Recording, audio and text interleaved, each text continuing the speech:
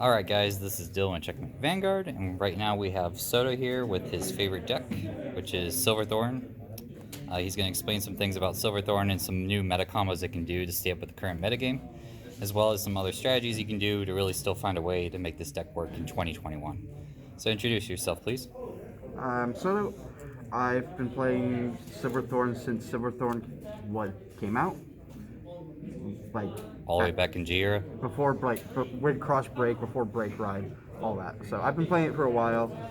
I've seen basically all the formats of it. It's still fun. It's still viable, but you have to know so much more than your opponent to be able to do stuff.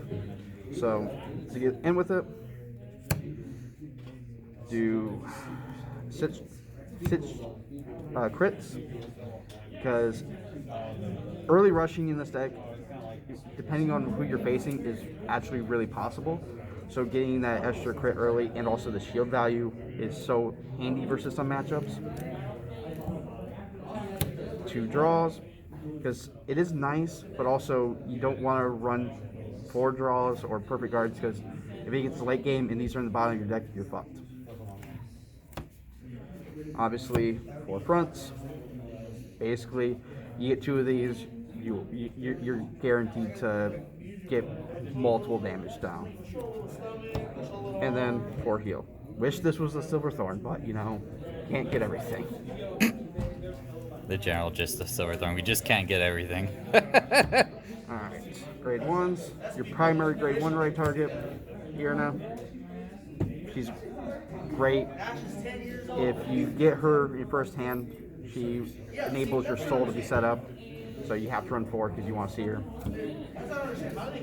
For this, I put this up to 4 because you need to see it at least once. Before I thought you only need like 2 or 3, but no, you have to see it in your hand. Even if you get into the soul, You need the soul generation to be set up for your first grade 3 turn. 2 of these, because you really only need 1 of them on your rear guard, and seeing them early is nice, but you don't really need to. You'd rather just call them from the soul late game. This is going to be the controversial one, the fact that I only play 1 Breathing Dragon. It's really good, it really sets up your plays, but once again, I want to call this from the soul, and I don't want to see it in my hand. You need it for finishing. And then for the defensive cards, 2 of the promo. It is an amazing card that this deck needed. It's just, she needs more targets. What turns from a 10k shield turns into a 25k shield, which is pretty nice. Yeah, because the fact that you have Silverthorn triggers at least, you can dig those out if you accidentally soul charge them. Yeah. So grade 2s. Set up grade 2. 19k beater on the board anytime you have 4 units in soul. Pretty easy, pretty standard. She also guarantees your soul. Your playmaker, your extender. She's good. You want to see her pretty often. She's honestly, I like having her as my grade 2 ride more than her, because she's not active. Her plus 10k isn't active. So something you can do with that is that you can kind of blast 1, dig out the grade 1 that rests herself, and tuck her into soul, and get another 3 soul charged back in. So play 2 of the Rising Dragon, because he gets the 10k, so he's still good, but I usually use him as discard fodder. That's about it. You just nest your body. He's the best beat stick if you don't have the dollar or Luquier. And then 1 of the units that tests itself into soul for 15 power. So tell us about the interaction between the grade 1 and that. So basically, the ideal is play this, use this, tuck into soul plus 15. Play this, use this, call out. That's a 40k shield with 2 cards. Pretty easy. Yeah. Grade 3s? And 3 Venus. Just 3? Yep, just 3. Since we have Dorian, it's 3-3 ratio. These are your ideal first rides, for the most part. Dorian is... You only do Dorian on your first Vanguard ride. 1, if you have to, and then 2, if they're counterblast locking you. Happens a lot. Yeah, I mean, people try to counterblast lock you, but it happens less now that people know that I'll just sit on Dorian, because then I'll just gain hand advantage and get a bigger soul constantly. And if you have two of these, and literally if you have one of that in soul, and then you have this on there, you can just constantly keep free riding. So you're gaining cell markers, you're not losing your momentum or pressure. So as soon as they give you one counterblast, you can end the game. Okay. And then lastly, the big mama. your best speed stick in the deck. Yep. 22 on rear guard. Like you want to see her. Like You want a soul charger, you want a seer, you want a hard drawer, you want to see her as much as possible. yeah. Like I like hard drawing her, but also I don't, because I don't like having that few shields in my hand. There's so many games I lose just because I have 3 grade 3s in hand.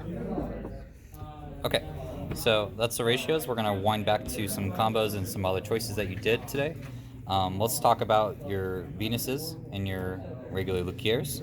So ideally, do you want to ride Luquier, the old Luquier first? Or you want to ride Venus Luquier? You want to ride Venus first, just about in every situation. Like besides the situation where Dorian's better, in which you're being counterblast locked. Just mainly because she does, but both of these do. Okay. It's a little bit weaker, but like yeah, she does everything in the soul. You still draw a card, and then if you have 4. When you have 4, you gain the cell marker and tuck everything into soul. And she also can be really versatile in the cases you really or where you don't see Dorian and you need to get your whole board back into your soul. She does that and protects it. So. Well, it protects it, which is okay, especially because you don't want to be losing those. Okay. But also it helps being prevent from damage denied, because if they want to attack you, or if they want to get the drive checks off, they have to attack the Vanguard. Okay. The other big thing is.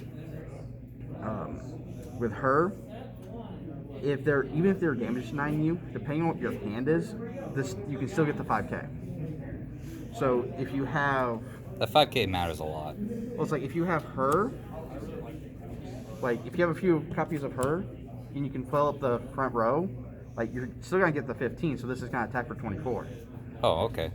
So it's like these two, like since nothing has to be called for soul for her to get the 10K, it just has to have units in soul. It's super easy to do. So you're not, for no counterblast, you're still able to get a board, but you are losing a lot of your hand. Okay. So like that's the downside there, and you won't gain it cell either, and they'll be sitting on the board. So there are downsides to it, but like if you're at 5 damage and you have and you need to call units from your hand because you have no counterblast, she's your primary one that you want to call. She just is a beater then. Yeah. With no extra strings attached. Yeah. Okay. So priorities would be old Luquier and then her probably. And B priority you would say. I used to want to do Venus into this and have Dorian, but I'm finding that just sitting on her and then it's just so much. It's better. Well, we'll speed up a bit. Yeah, it's just so much better because you're only using one counterblast. Okay. That's it. So let's go to the interactions between Sylvia and the Breathing Dragon, which is kind of your main playmaker killer turn kind of play, right? It's the extender. It's the extender killer. So what you'll do is have anything boosting, attack, counterblast, put this into soul, call this out, and you'll then counterblast 1, call as many Venuses as you can out, and or her again, just so you can swing for 2 more taps. And if you're sitting on Venus, this will be attacking for 14. If it didn't hit any defensive, this is going to be hitting, even if it's a 4 stack.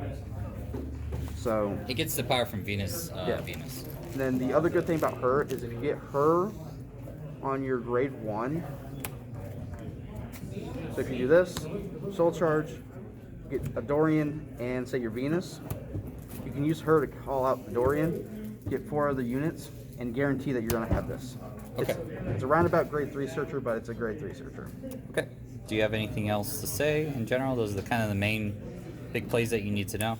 Yeah, this, the only reason I run it was because I'm just going to put her, she's the only target, he is the only target for her. Okay. So, counter blast 1, guarantee that insult. Okay. So, that's really all needs to be said about it? yep. All right. Awesome. So this is Soto with Checkmate Vanguard, and I'm dealing with Checkmate Vanguard. This is a great deck. The fun still is somewhat competitively viable nowadays. You can still give him the right pilot in the right day and the right night. I go 2-2 just by You can go 2-2. So this is a fun deck for the most part. I used to play it, and I really enjoyed it also. So thanks. If you like, please subscribe to Checkmate Vanguard. Thanks. Thanks for watching Checkmate Vanguard. Consider subscribing and liking the video, and look forward to more matches from us.